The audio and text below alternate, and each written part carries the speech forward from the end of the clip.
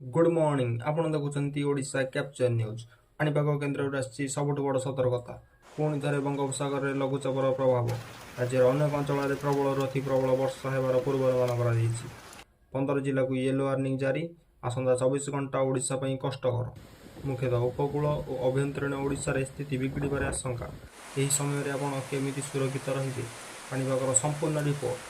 पाणीपाग केन्द्र सूचना अनुसायी दक्षिण पश्चिम बंगोपसागर में सृष्टि होता घूर्णिबलय लघुचाप परिणत होबार संभावना रही यार प्रभाव में आसंता 24 घंटा मध्य गजपति गंजाम पुरी जगतसिंहपुर केन्द्रापड़ा केन्दुझर मयूरभंज समेत प्राय 15 जिले में प्रबल वर्षा होबार संभावना रही